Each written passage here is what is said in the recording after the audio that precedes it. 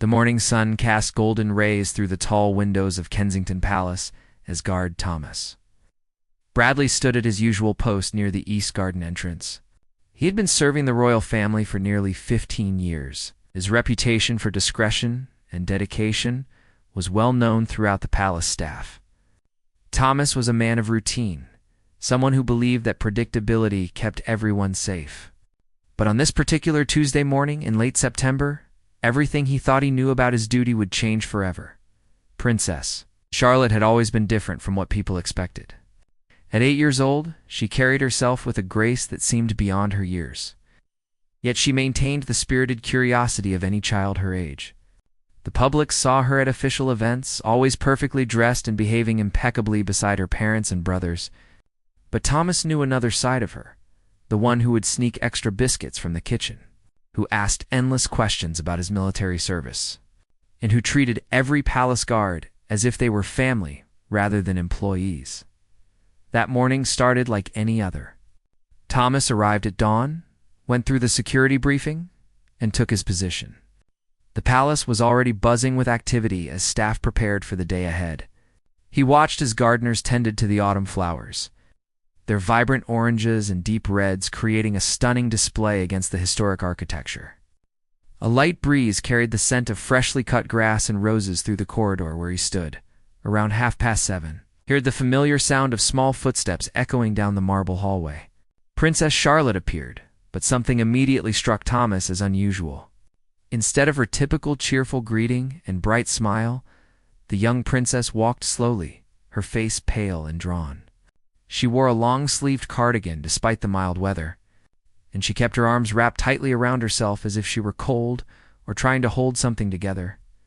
Thomas straightened his posture as she approached, all offering his usual respectful nod. The princess stopped directly in front of him, which was unusual in itself. Normally, she would wave as she passed or share a quick story before continuing to wherever she was heading. But this time, she just stood there, looking up at him with eyes that seemed to carry a weight far too heavy for someone so young. The guard noticed her hands trembling slightly as she clutched the edges of her cardigan.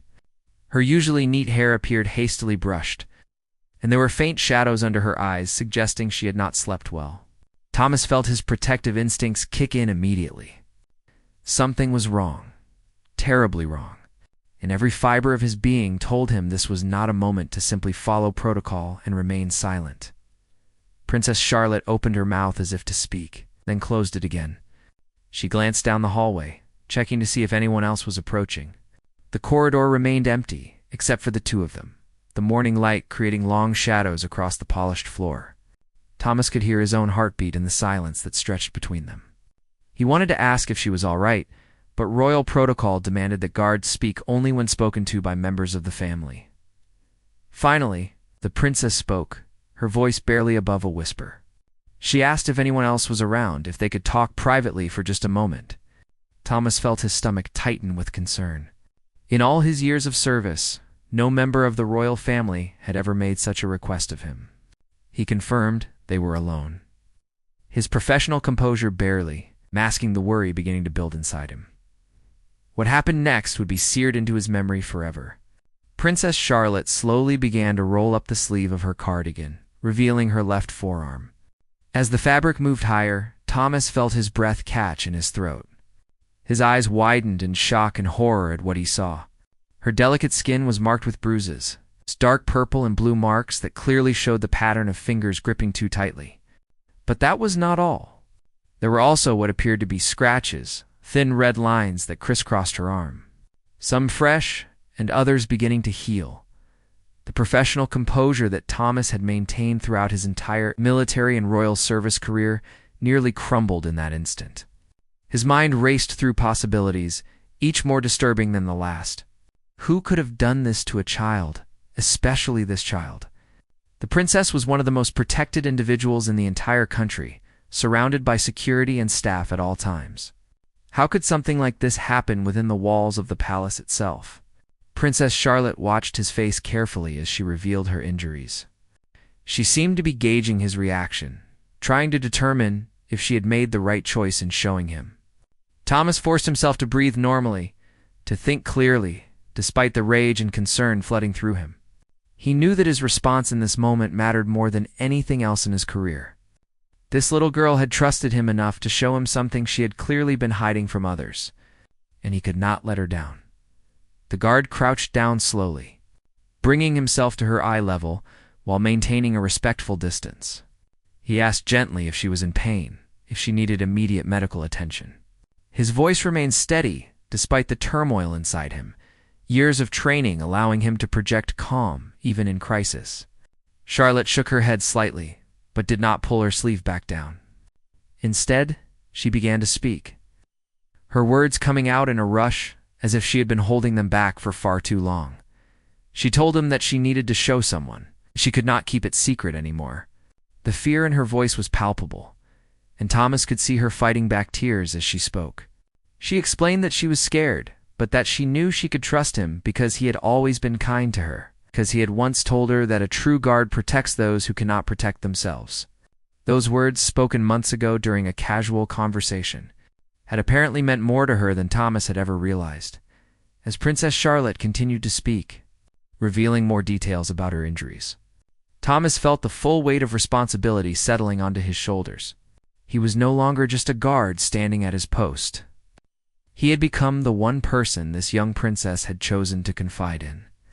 And what he did in the next few minutes could change everything. The morning sun continued to stream through the windows. The palace continued its daily routine around them, but in this quiet corridor, a moment of truth was unfolding that would have consequences neither of them could yet imagine. Thomas knew he had to act carefully and quickly. The injuries he saw required immediate attention, but more importantly, Charlotte needed protection, and investigation needed to begin. As he looked at the brave little girl standing before him, trusting him with her pain and her secret, he made a silent vow that he would not rest until she was safe, and whoever was responsible was held accountable. The routine morning he had expected had transformed into something far more significant, and Thomas Bradley understood that his life, his career, and most importantly, Princess Charlotte's well-being would never be quite the same. Thomas made a decision in that moment that went against every protocol he had been taught during his years of royal service. He gently asked Princess Charlotte if she would wait with him while he made an urgent call, assuring her that he would not leave her alone. She nodded, relief washing over her face at the realization that someone was finally taking action. The guard reached for his secure radio, the one used only for genuine emergencies, and requested immediate assistance from the palace medical team and senior security coordinator.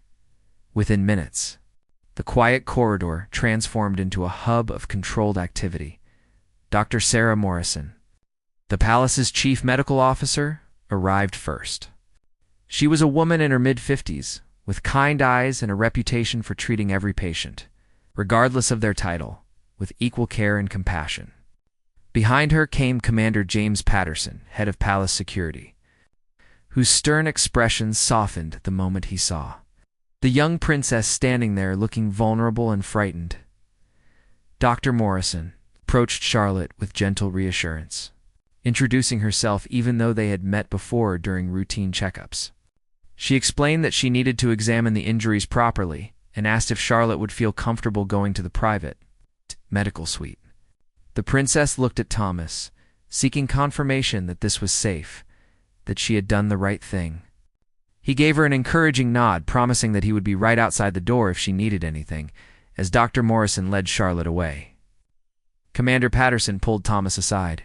His questions came rapid fire, demanding to know exactly what the princess had revealed and when the injuries had been noticed. Thomas recounted every detail with military precision, describing the bruises, the scratches, and most importantly, Charlotte's demeanor and words. He emphasized that she had deliberately sought him out, that this was not an accidental discovery but a cry for help from a child who had carefully chosen whom to trust. The commander's face grew darker with each detail. Palace security was among the best in the world, with multiple layers of protection and constant surveillance. The fact that someone could harm a member of the royal family within these walls represented it's not just a personal tragedy, but a massive security failure. Patterson immediately initiated lockdown protocols, ensuring that no staff members left the premises until preliminary investigations were complete. Every person who had access to the princess would need to be questioned. Meanwhile, in the medical suite, Dr. Morrison worked carefully to document Charlotte's injuries. She took photographs from medical records, noting the pattern and age of each bruise and scratch. The doctors trained, I could tell that these injuries had occurred over several days, possibly even weeks.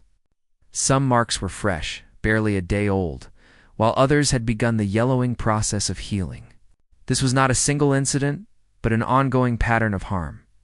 Charlotte sat quietly during the examination, her earlier bravery giving way to exhaustion and emotion.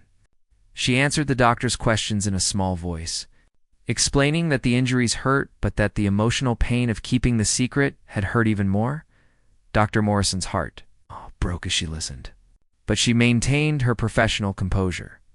Knowing that Charlotte needed her to be strong and steady right now, as the examination concluded, Dr. Morrison stepped out to brief Commander Patterson and Thomas.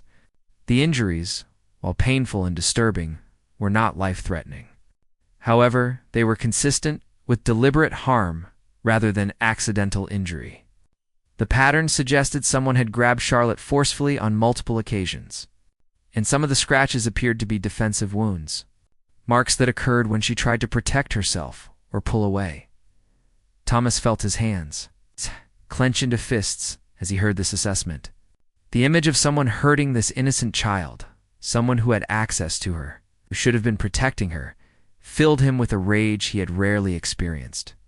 But he forced himself to remain calm, to think clearly about what needed to happen next. Charlotte had trusted him, and he would not let emotion cloud his judgment now, Commander. Patterson made the difficult but necessary call to inform the Prince and Princess of Wales they were attending an early morning engagement at a nearby charity. When the news reached them, according to palace staff who witnessed their reaction, the color drained from both their faces. They immediately canceled all appointments and rushed back to Kensington Palace, their car speeding through London streets with full security escort. The Princess of Wales burst through the medical suite doors first, her usual composed public demeanor completely abandoned in her desperation to reach her daughter. She gathered Charlotte into her arms, tears streaming down her face as she whispered reassurances and apologies. The prince followed close behind, his jaw clenched tight with barely controlled fury and his eyes glistening with unshed tears. Seeing their daughter's injuries with their own eyes was a moment that would haunt them forever. For the next hour, the medical suite became a sanctuary where the family could process what happened away from protocols and procedures.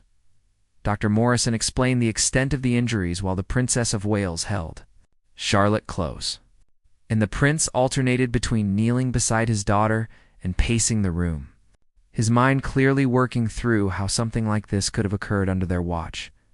Charlotte, feeling safer now with her parents present, began to share more details. She spoke haltingly at first, then with increasing confidence as she realized she would not be punished for telling the truth. The story that emerged was more complex and disturbing than anyone had initially imagined. The person responsible was not a stranger or an outside threat, but someone who had been part of the household staff for over 2 years. Lady Margaret Thornberry had been hired as a private tutor and etiquette instructor for the royal children. She came with impeccable references, a background in aristocratic education, and a manner that seemed perfectly suited to royal life. On the surface, she appeared to be everything the family could want in an educator for their children. But behind closed doors, away from the watchful eyes of parents and other staff members, Lady Margaret had shown a different face entirely, according to Charlotte's account. The abuse had started small and escalated gradually. It began with harsh words during lessons, criticisms delivered in a cutting tone that made Charlotte feel stupid and worthless. Lady Margaret would tell her that she was disappointing her family, that she was not living up to royal expectations, that she needed to be perfect, or she would bring shame to everyone she loved. These verbal attacks took their toll on Charlotte's confidence and happiness. Then came the physical discipline. Lady Margaret justified it as necessary correction, claiming that royal children required stricter guidance than ordinary children. She would grab Charlotte's arm when she made mistakes during lessons, squeezing hard enough to leave marks. When Charlotte failed to meet her impossible standards, Lady Margaret would grab her and shake her, telling her she was ungrateful and needed to learn respect. The scratches came from times when Charlotte tried to pull away or defend herself, only to have Lady Margaret's nails dig into her skin.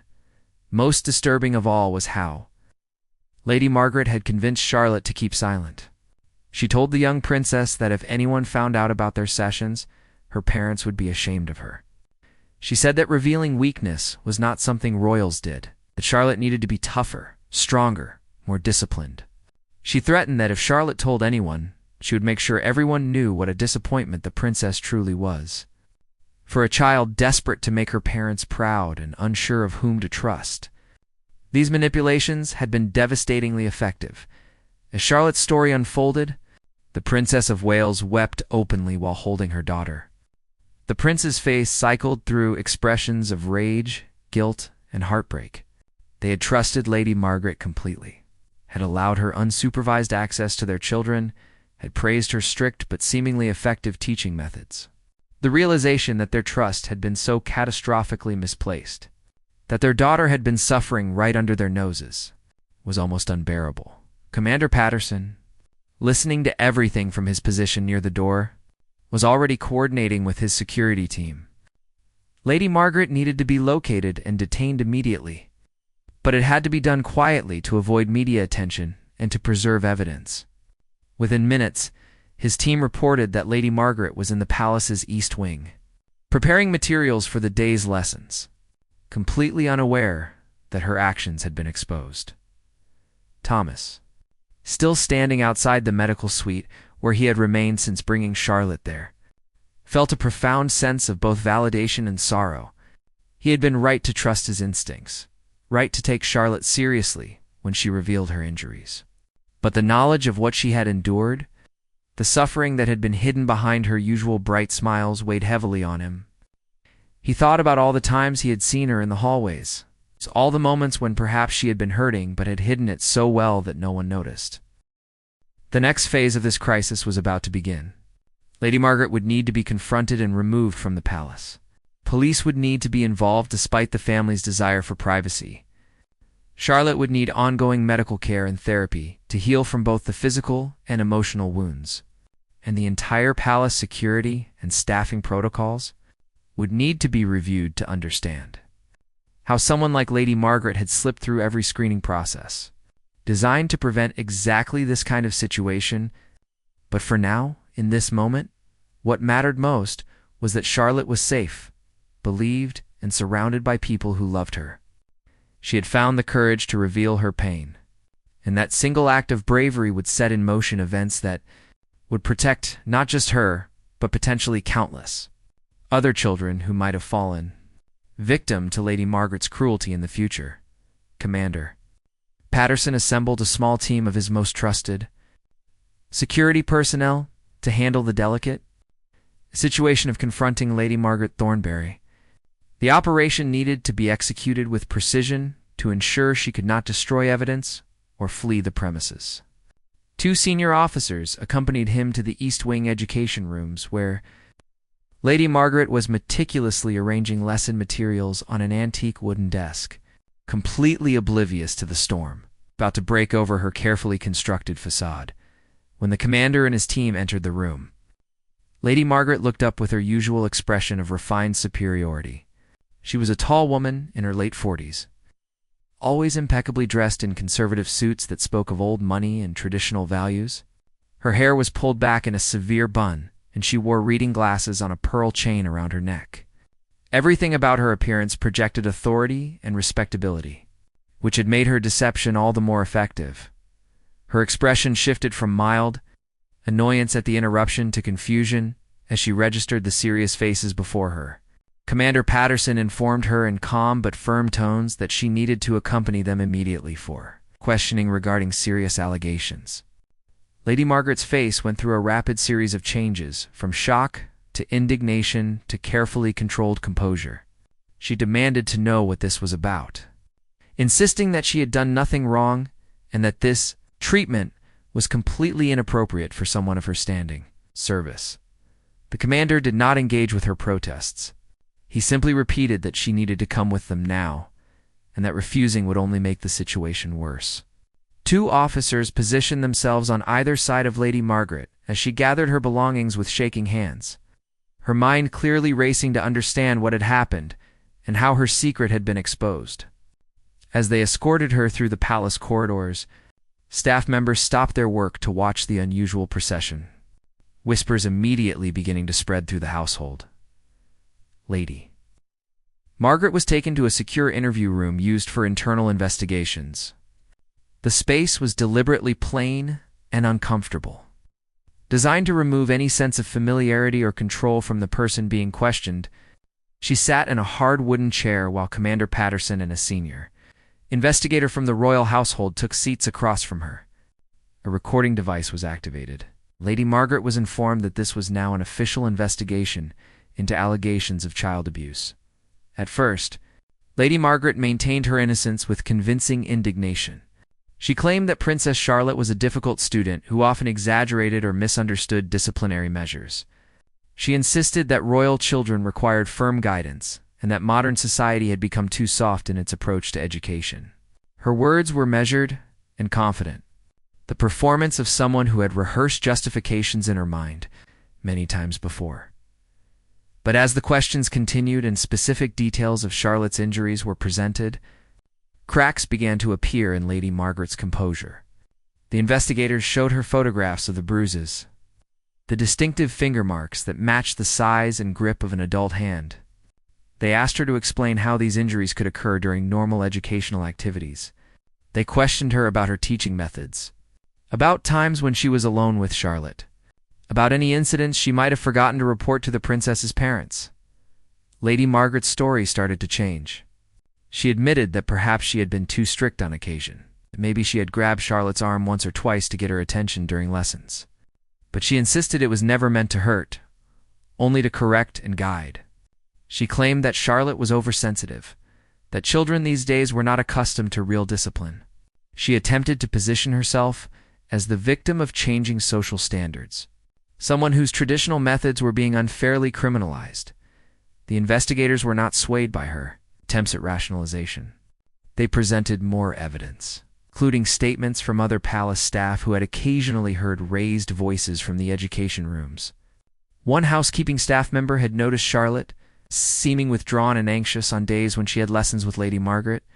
Another had seen Charlotte rubbing her arms as if they hurt after emerging from tutoring sessions.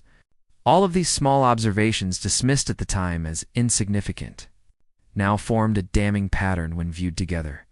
As the interrogation continued, Lady Margaret's carefully maintained facade finally crumbled. Whether from guilt, fear of consequences, or simply exhaustion, she began to reveal the full extent of her actions.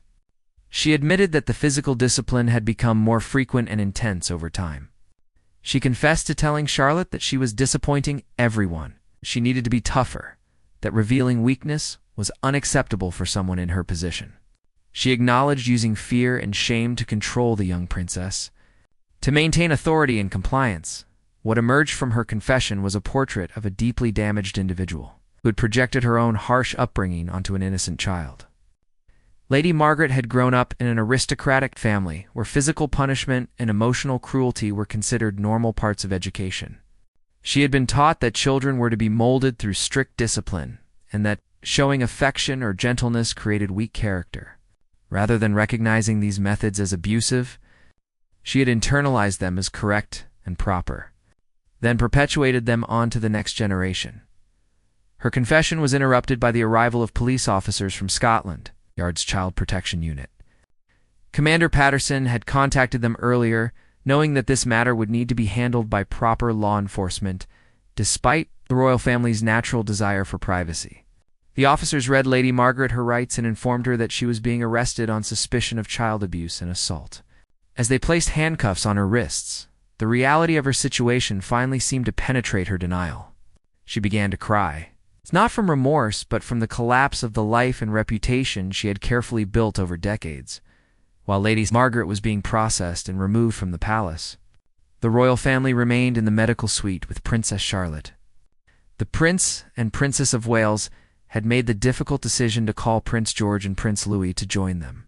The boys needed to know what had happened to their sister, and they needed to be asked if they had experienced anything similar from Lady Margaret or anyone else on staff. Prince George, being older, understood more quickly what was being discussed. His face paled as he listened to an age-appropriate explanation of what Charlotte had endured. He immediately went to his sister and hugged her, telling her she was brave for speaking up.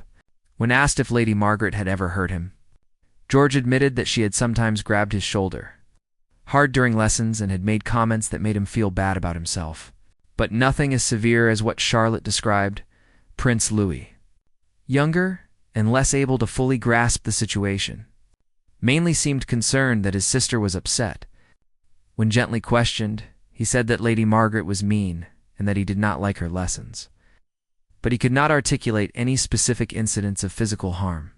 The relief the parents felt that their sons had not suffered as Charlotte had was tempered by guilt. They had not noticed the warning signs with any of their children. Dr. Morrison, who had remained present throughout these family discussions, recommended that all 3 children receive evaluation by child psychologists specializing in trauma. Even if George and Louis had not experienced the same level of abuse, they had been exposed to an environment where a trusted authority figure was causing harm. They would need support to process this betrayal and to understand that speaking up about uncomfortable situations was not just acceptable, but necessary. The Princess of Wales asked Charlotte if she knew why she had chosen to tell Thomas specifically. Charlotte explained that he had always been nice to her without wanting anything in return. He never tried to teach her or correct her. He just treated her like a normal person. She remembered once when she had fallen while running in the garden and scraped her knee. Thomas had helped her up and told her that being brave did not mean never getting hurt. It meant asking for help when you needed it. Those words had stayed with her, and when the pain from Lady Margaret's abuse became unbearable, she remembered them and knew Thomas would help her. This revelation brought the Prince of Wales to request Thomas's presence in the medical suite. When the guard entered, somewhat nervous about being summoned by the senior royals during such a crisis, he found himself facing the grateful but emotional faces of Charlotte's parents. The prince shook his hand firmly, his voice thick with emotion as he thanked Thomas for protecting his daughter when she needed help most. The princess embraced him, breaking all protocols, thanking him through tears for giving Charlotte the safety and trust she needed to reveal her suffering. Thomas, uncomfortable with the praise but deeply moved by their gratitude, simply said that Charlotte was brave and that any decent person would have done what he did.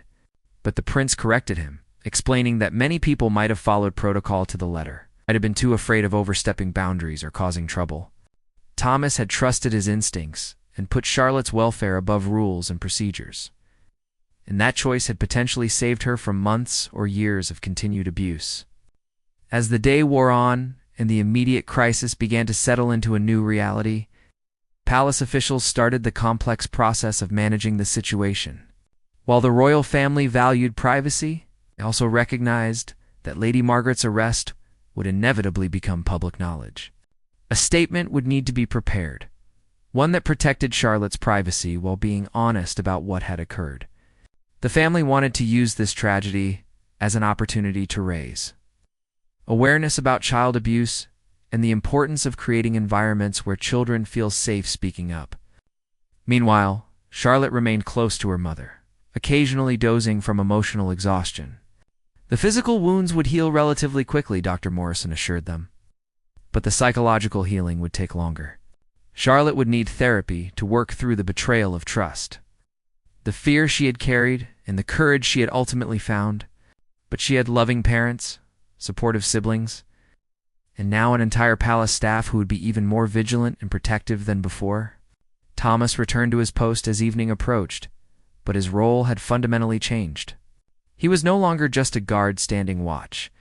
He had become the person who had made a difference at a critical moment, who had given a frightened child the help she desperately needed. The other guards treated him with new respect, while palace staff whispered about how he had saved Princess Charlotte. But Thomas brushed off the attention, knowing that the real hero of this story was the little girl who had found the courage to reveal her wounds. Despite her fear, The weeks following Lady Margaret's arrest brought sweeping changes to life within Kensington Palace and the broader royal household operations. The Prince and Princess of Wales commissioned a comprehensive review of all security, staffing, and child protection protocols. They hired independent experts in child safety to examine every aspect of how the palace functioned, determined that such a failure would never happen again.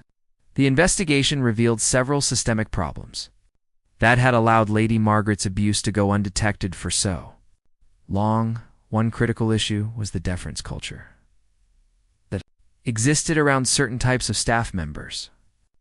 Lady Margaret's aristocratic background and connections had given her an untouchable quality that made junior staff reluctant to question her methods or report concerns. Housekeepers and other employees who had noticed odd things had convinced themselves that someone of Lady Margaret's breeding and education must know what she was doing. The palace implemented new policies making clear that no one, regardless of their background or position, was above scrutiny when it came to the welfare of the children. Another problem was the lack of regular private check-ins with the royal children about their well-being. While the children saw their parents daily, there was no formal system for ensuring they felt comfortable discussing problems with staff members. New protocols were established requiring monthly meetings with an independent child welfare officer who could speak with George, Charlotte, and Louis, away from anyone who might influence their responses. This person would be someone outside the normal palace hierarchy, giving the children a truly safe channel for raising concerns. The vetting process for staff members with access to the children was also completely overhauled. Previously, background checks had focused primarily on criminal history and professional references. The new system would include psychological evaluations, unannounced observations during trial periods, and regular performance reviews that specifically assessed how staff members interacted with the children. References would be checked more thoroughly, including speaking with families who had previously employed candidates rather than just accepting written recommendations. Lady Margaret's case moved through the legal system with careful attention to Charlotte's well-being. The prosecutors handling the case were experienced in working with young victims and ensured that Charlotte would not be traumatized further by the legal proceedings. She provided her testimony through video link in a child-friendly room, answering questions from specially trained interviewers rather than facing cross-examination in a courtroom. The evidence was overwhelming, including Lady Margaret's own confession, medical documentation of Charlotte's injuries, and supporting testimony from palace staff. During the trial, more of Lady Margaret's history came to light. Investigators discovered that she had worked in 3 other aristocratic households before coming to the palace, and in each case she had left under somewhat mysterious circumstances. One family admitted, when pressed by investigators, that they had let her go after their daughter complained about Lady Margaret's harsh treatment, but they had not reported it formally because they wanted to avoid scandal. Another family acknowledged similar concerns but had accepted Lady Margaret's resignation without investigating fully. The pattern was clear, but each family's desire for discretion had allowed her to move on to the next position, ultimately reaching the most high-profile. Children in Britain. The revelation that Lady Margaret could have been stopped earlier if previous employers had reported their concerns added another layer of tragedy to the situation. The Prince and Princess of Wales made a public statement acknowledging that their family's experience highlighted a broader societal problem. Too often, wealthy and privileged families quietly dismissed abusive staff members rather than reporting them, prioritizing privacy over the protection of other potential victims. They called for mandatory reporting requirements for anyone working with children in domestic settings. Not just in schools and institutions, Princess Charlotte began therapy with Dr. Elizabeth Chen, a child psychologist with extensive experience in trauma recovery. The sessions took place in a comfortable room. It's decorated to feel safe and welcoming rather than clinical. Dr. Chen used play therapy, art, and age-appropriate conversations to help Charlotte process what she had experienced. Progress was gradual but steady. Charlotte learned that the abuse was not her fault, that Lady Margaret's words about her being disappointing or weak were lies told to control her, and that asking for help when someone hurts you is not a sign of weakness but of strength. One of the hardest challenges for Charlotte was rebuilding her trust in other adults. She had been betrayed by someone who was supposed to educate and guide her, someone her parents had trusted completely. It took time for her to accept that most people were safe and kind. That Lady Margaret was an exception rather than the rule. Dr. Chen worked with her to develop skills for identifying trustworthy adults and for speaking up immediately if anyone ever made her feel unsafe again. Thomas continued his duties at the palace, but his relationship with the royal family had permanently changed. The Prince and Princess of Wales made it clear that they considered him part of their extended family now, someone who had proven his loyalty and care in the most meaningful way possible. Charlotte would often stop to chat with him during her comings and goings. Their conversations, a mixture of light-hearted topics and occasional deeper discussions about bravery and trust. Several months after the incident, Thomas was called to a private meeting with the Prince of Wales. He entered the study with some nervousness, unsure what to expect. The prince thanked him again for his actions and then presented him with a personal gift, a handwritten letter from Princess Charlotte. In it, she thanked Thomas for listening to her when she needed help, for believing her, and for helping her feel safe again. She drew a picture of a guard standing tall and strong, with a princess standing beside him smiling. Thomas had to wipe his eyes as he read her words. The simple gratitude of a child meaning more to him than any official commendation ever. Cadotte the prince also informed Thomas that he was being promoted to a senior position, overseeing the welfare and security protocols for the royal children. His judgment and his willingness to prioritize the children's well-being over rigid protocol adherence made him ideal for the role. Thomas would work closely with child protection experts to ensure that every adult with access to George, Charlotte, and Louis understood their responsibility to watch for signs of distress and to report concerns immediately. He would also serve as a liaison between the security staff and the family, helping maintain open communication about any issues affecting the children's safety and happiness. Lady Margaret Thornberry was eventually convicted on multiple charges of child abuse and assault. She received a prison sentence and was placed on registries that would prevent her from ever working with children again. During her sentencing hearing, she showed little remorse, instead maintaining that she had been trying to properly educate a royal child and that society's standards had made her a scapegoat. The judge rejected this characterization entirely, stating that no educational philosophy justified causing fear and physical harm to a child, and that Lady Margaret's lack of genuine remorse demonstrated the danger she would continue to pose if allowed access to vulnerable young people. The families who had previously employed Lady Margaret and failed to report their concerns faced public criticism when their inaction came to light. Several made public apologies and donated to child protection charities. Acknowledging that their desire to avoid scandal had put other children at risk, the case sparked a broader conversation in British society about the responsibility of employers, particularly those in wealthy households, to report abuse and to prioritize child safety over reputation management. Princess Charlotte slowly regained her natural confidence and joy. She remained more cautious around new people. But Dr. Chen assured her parents that this was a healthy self-protection mechanism rather than a sign of lasting damage. Charlotte had learned to trust her instincts about people and to speak up when something felt wrong. Lessons that would serve her throughout her life. She still had occasional nightmares about Lady Margaret, but they became less frequent as time passed, and as she processed her experiences through therapy, the incident strengthened the bond between Charlotte and her brothers. George became more protective of his sister, checking in with her regularly to make sure she was okay.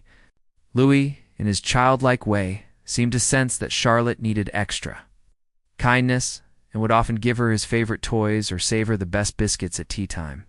The family as a whole became more intentional about creating space for open communication, making it clear to all three children that no topic was off limits and that their feelings and concerns would always be taken seriously.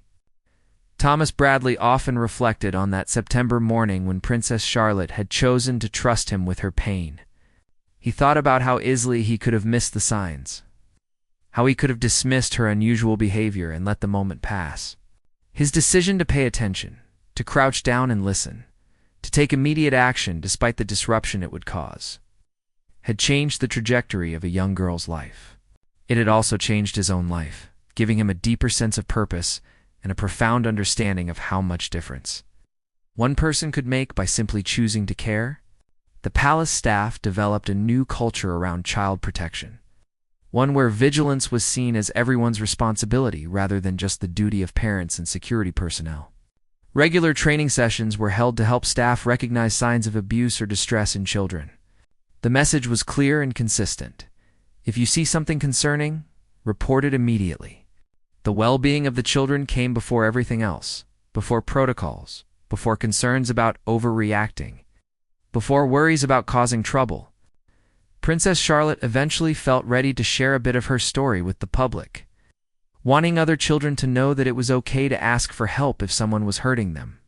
With her parents' support and Dr. Chen's guidance, she recorded a brief video message for an anti-bullying and child safety campaign. She did not discuss the specific details of her experience, but spoke about the importance of telling a trusted adult if someone makes you feel scared or hurts you. Her message, delivered with the poise and sincerity that came naturally to her, reached millions of people and inspired many other children to speak up about their own experiences of bullying or abuse. The impact of Charlotte's courage extended far beyond the palace walls.